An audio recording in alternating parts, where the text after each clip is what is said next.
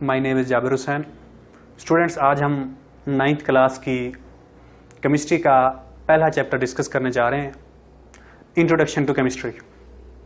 Lecture flow आप लोगों के सामने है कि हम ये वाले पॉइंट डिस्कस करेंगे। सबसे पहला पॉइंट है इंट्रोडक्शन ऑफ साइंस, उसके बाद है टाइप्स ऑफ साइंसेस, तीसरा हमारे पास मैटर, चौथे नंबर पे आती है डेफिनेशन, और एंड में हम डिस्कस करेंगे व्हाई वी नीड केमिस्ट्री, हमें केमिस्ट्री की जरूरत क्यों है, हम क्यों पढ़ते हैं chemistry. Let we discuss all these point wise, हम इनको पॉइंट वाइज डिस्कस करते हैं। सबसे पहला पॉइंट है हमारे पास introduction of science. Introduction of science, introduction of science.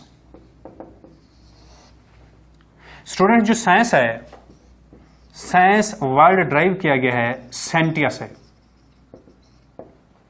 ये बताया कि हमारे पास जो हम साइंस पढ़ते हैं ये ड्राइव किया गया है सेंटिया से, और जो सेंटिया है ये एक बेसिकली लैटिन वर्ड है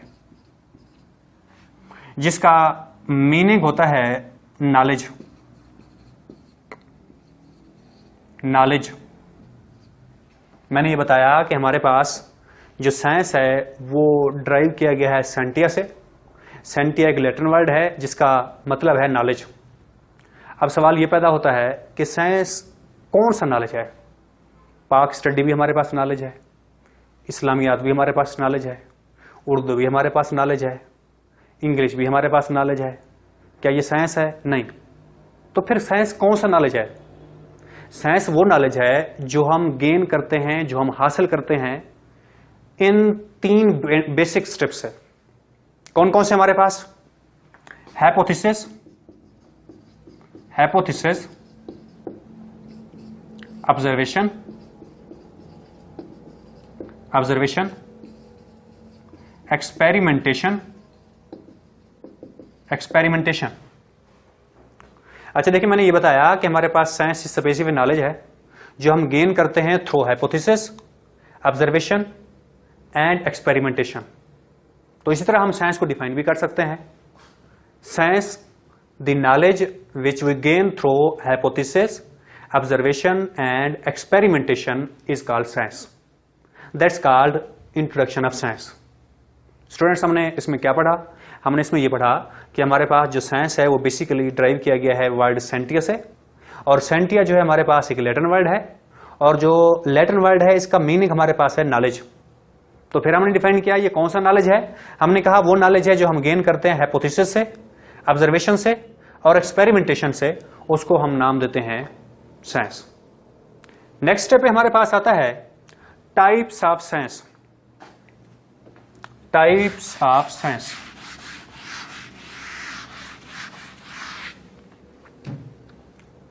types of science. Basically there are 3 types of science. 3 types of science. सबसे पहली टाइप है हमारे पास यूनिवर्सल साइंस। सेकंड नंबर पे हमारे पास दूसरी टाइप है सोशल साइंस। तीसरी टाइप है हमारे पास फॉर्मल साइंस। हमारे पास यूनिवर्सल साइंस, अब हमें यह देखना है कि हम इसमें क्या क्या स्टडी करते हैं। सबसे पहले नंबर पे हमारे पास यूनिवर्सल साइंस। यूनिवर्सल साइंस के अंदर स्टूडेंट्स हम डिस्कस करते हैं केमिस्ट्री, फिजिक्स एंड बायो। यानी हम यूनिवर्सल साइंस के अंदर केमिस्ट्री, फिजिक्स और बायोलॉजी के बारे में पढ़ते हैं। दूसरे नंबर पे हमारे पास आती है सोशल साइंस। सोशल साइंस में हम क्या पढ़ते हैं? सोशल साइंस एक्चुअली डील करती है सोसाइटी ऑफ ह्यूमन के बारे में, सोसाइटी ऑफ ह्यूमंस, और दूसरे सोशल रिलेशनशिप के बारे में।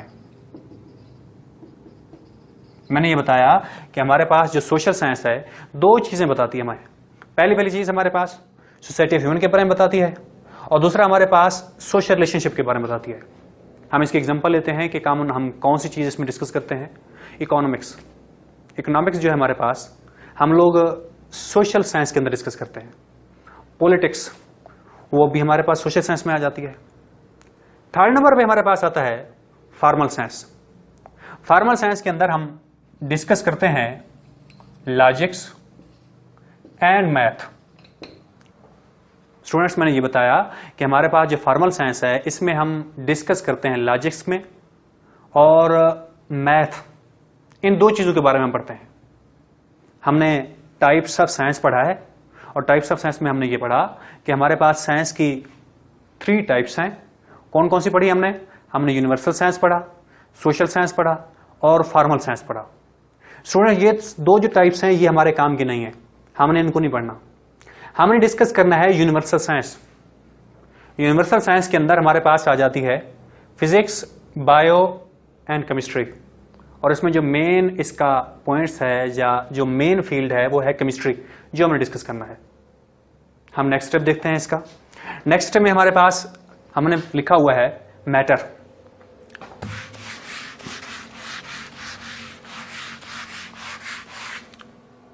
केमिस्ट्री पढ़ने से पहले हमें बेसिक कंसेप्ट होना चाहिए मैटर के बारे में। Matter, anything which occupy space and have weight is called matter. हर वो चीज जो जगह घेरती है और वजन रखती है उसको हम मैटर कहते हैं। ये हम 8वीं की साइंस से ही पढ़ते आ रहे हैं। अब हमारे पास जो मैटर है, हम इसकी एग्जांपल लेते हैं। सपोज ये बोर्ड मार्कर है। बोर्ड मार्कर ये जगह भी लेता है, इसका कुछ ना कुछ वेट भी है, तो ये मैटर है। दुनिया की हर चीज मैटर है सिवाय एक चीज को छोड़कर, जैसे हमारे पास एयर। एयर मैटर नहीं है, ना ये जगह घेरती है, ना ही इसका कोई वजन है या वेट है।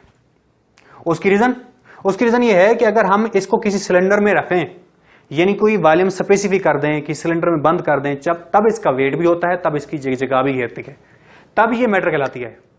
अदरवाइज जो एयर है ये हमारे पास मैटर नहीं कहलाती, क्योंकि ना इसका वेट है और ना ही हमारे पास ये स्पेस लेती है। दैट्स कॉल्ड मैटर, यानी दुनिया की हर चीज मैटर है एक्सेप्ट एयर। हमारे पास नेक्स्ट हम पढ़ते हैं डेफिनेशन ऑफ केमिस्ट्री। हम केमिस्ट्री को डिफाइन करते हैं कि केमिस्ट्री में हम क्या क्या डिस्कस करते हैं, या केमिस्ट्री किन चीजों के बारे में एक्सप्लेन करती है, केमिस्ट्री हमें क्या बयान करती है। Definition of chemistry. Definition of chemistry. Students, the branch of science which deals about the study of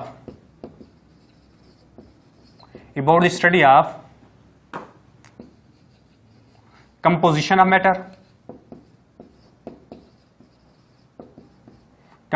matter, structure of matter, properties of matter,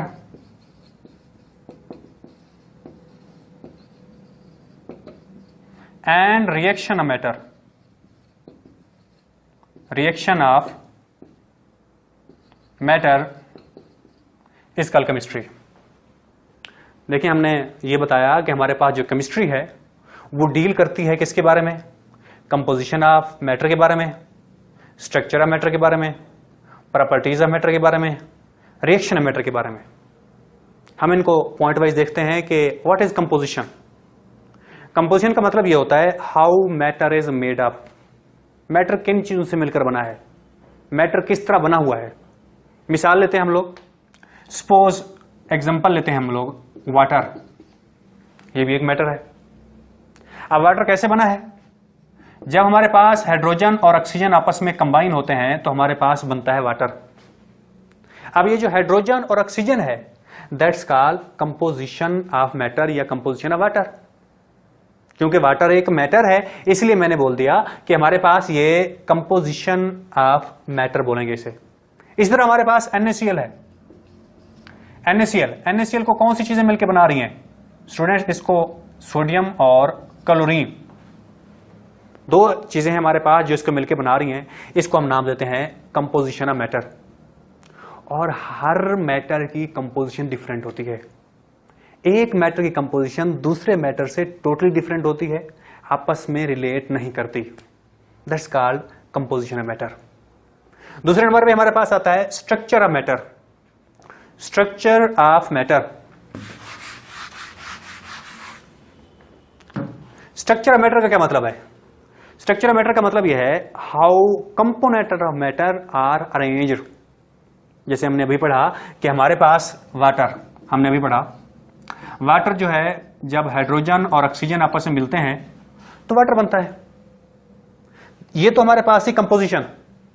जो स्ट्रक्चर है वो ये है कि हाइड्रोजन और ऑक्सीजन किस तरह अरेंज हैं, किस तरह जुड़े हुए हैं, किस तरह आपस में इंटरकनेक्टेड हैं, इसको हम नाम देते हैं स्ट्रक्चर ऑफ मैटर। जैसे भाई किस तरह ये आपस में बॉन्ड बनाते हैं। जैसे हमारे पास सेंटर में ऑक्सीजन होता है और इन दो साइडों पर हमारे पास हाइड्रोजन लगा होता है, ये कहलाता है structure of matter. Third point पे हमारे पास आता है प्रॉपर्टीज ऑफ मैटर। अब जो हमारे पास प्रॉपर्टीज हैं वो बेसिकली दो किस्म की होती हैं। हमने ये बताया कि हमारे पास जो प्रॉपर्टीज हैं वो दो तरह की होती हैं। एक को नाम देते हैं फिजिकल प्रॉपर्टीज, फिजिकल प्रॉपर्टीज। एक को नाम देते हैं केमिकल प्रॉपर्टीज। मैंने ये बताया कि प्रॉपर्टीज ऑफ मैटर को जब हम डिस्कस करते हैं तो प्रॉपर्टीज दो किस्म की है। एक हमारे पास होती है फिजिकल प्रॉपर्टी और एक हमारे पास होती है chemical property. Physical property related होती है फिजिकल स्टेट से, physical state, physical appearance of matter से। और इसमें हम डिस्कस करते होते हैं जैसे हमारे पास melting point, boiling point, ETC. हम मिसाल लेते हैं, सपोज वाटर, हम वही सेम मिसाल लेते हैं वाटर। वाटर की फिजिकल स्टेट क्या है? वाटर लिक्विड है। अब कलर क्या है इसका, टेस्ट क्या है इसकी, ये सारी की सारी फिजिकल प्रॉपर्टीज हैं। इसका मेल्टिंग पॉइंट कितना है? मेल्टिंग पॉइंट या हम बॉइलिंग पॉइंट कह सकते हैं क्योंकि वाटर ऑलरेडी लिक्विड है, हम इसलिए कह रहे हैं कि इसमें बॉइलिंग पॉइंट। ये सारी की सारी जो प्रॉपर्टीज हैं इनको हम नाम देते हैं फिजिकल प्रॉपर्टीज, यानी वो प्रॉपर्टी जो हमारे पास रिलेट करती हैं फिजिकल स्टेट ऑफ मैटर से। सेकंड स्टेप पे हमारे पास जो प्रॉपर्टी है वो है केमिकल प्रॉपर्टीज। केमिकल प्रॉपर्टी कौन सी होती है? The properties which are related to composition, जो कंपोजिशन से जुड़ी होती हैं उन्हें हम नाम देते हैं केमिकल प्रॉपर्टीज। जैसे हमारे पास देखें वाटर, यही सेम मिसाल लेते हैं। वाटर, वाटर कंपोजिशन है हाइड्रोजन ऑक्सीजन, ये दो चीजें आपस में मिल रही हैं। वो प्रॉपर्टी जो इससे जुड़ी हैं कंपोजिशन से, उनको हम नाम देते हैं केमिकल प्रॉपर्टीज। और केमिकल प्रॉपर्टीज जो है अगर ये कंपोजिशन चेंज हो जाए तो केमिकल प्रॉपर्टीज भी चेंज होती हैं। जैसे हमारे पास NaCl है, NaCl की कंपोजिशन है हमारे पास सोडियम आयन और क्लोरीन आयन। अगर हम NaCl को हीट करें तो ये डिकम्पोज हो जाता है, सोडियम आयन बन जाता है, क्लोरीन आयन बन जाता है और इसकी केमिकल प्रॉपर्टी चेंज हो जाती है। इसका मतलब ये हुआ कि हमारे पास वो प्रॉपर्टी जो कंपोजिशन पे डिपेंड करती हैं उनको हम नाम देते हैं केमिकल प्रॉपर्टीज, और वो चेंज हो जाती हैं अगर उनकी कंपोजिशन चेंज हो जाए या इसमें कोई इंप्योरिटीज आ जाए या कोई और सब्सटेंस ऐड करते हैं। That's called properties of matter. Last step है स्टूडेंट्स हमारे पास reaction of matter. Reaction of matter का मतलब है how matter react to other matter. मैंने ये बताया कि एक मैटर दूसरे मैटर के साथ किस तरह रिएक्शन करता है, किस तरह कंबाइन होता है, इसको हम नाम देते हैं रिएक्शन ऑफ मैटर। जैसे हमारे पास ये वाटर है, मैंने ये बताया कि हमारे पास वाटर और NaCl, अगर इन दोनों को आपस में मिलाएं तो ये आपस में किस तरह मिलेंगे, किस तरह जुड़ेंगे, इसको हम नाम देते हैं रिएक्शन ऑफ मैटर। और जो इन तमाम चीजों के बारे में डील करती है उसे हम नाम देते हैं केमिस्ट्री। हमने ये पढ़ा कि हमारे पास केमिस्ट्री साइंस की वो ब्रांच है जो कंपोजिशन ऑफ मैटर के बारे में बताती है, स्ट्रक्चर ऑफ मैटर के बारे में बताती है, प्रॉपर्टीज ऑफ मैटर के बारे में बताती है और रिएक्शन ऑफ मैटर के बारे में बताती है। हमने हर को एक को पॉइंट वाइज डिस्कस किया है। और हमारे पास एंड में आता है कि व्हाई वी नीड केमिस्ट्री। हमारे पास केमिस्ट्री की क्यों जरूरत पेश आती है, केमिस्ट्री क्यों पढ़ते हैं हम स्टूडेंट्स। केमिस्ट्री हमारे लिए बहुत ही अहम है। हमारे पास प्लास्टिक्स, खुद देख लें, प्लास्टिक वगैरह है, बैग्स हैं और भी बहुत सारी चीजें हैं जो हम सारी केमिस्ट्री की हेल्प से बनाते हैं। केमिस्ट्री के इंडस्ट्रियल स्केल के ऊपर जितनी भी चीजें बनाती हैं वो केमिस्ट्री की ही मदद से बनाते हैं हम लोग। अगर हम लोग केमिस्ट्री की चीजें जितनी बनाते हैं उसके एडवांटेज भी हैं, डिसएडवांटेज भी हैं। जैसे हमारे पास इंडस्ट्री में चीजें बनती हैं वो हमारे मॉडर्न लाइफ को इंप्रूव करने के लिए बहुत जरूरी हैं। हम जितनी चीजें बना रहे हैं यानी वो हमें हमारी लाइफ को मजीद मॉडर्नाइज कर रही हैं। लेकिन अगर हमारे पास उसकी डिसएडवांटेज देखें, जैसे इंडस्ट्रीज से पोल्यूटेड वाटर निकलता है, वो हमारी डिसएडवांटेज है। तो हम यूं कह सकते हैं कि केमिस्ट्री हमारे लिए बहुत हेल्पफुल है कि हमारी लाइफ की फैसिलिटीज को इंप्रूव करने के लिए और हमारी लाइफ को मजीद बेटर करने के लिए केमिस्ट्री का रोल बहुत ही अहम है।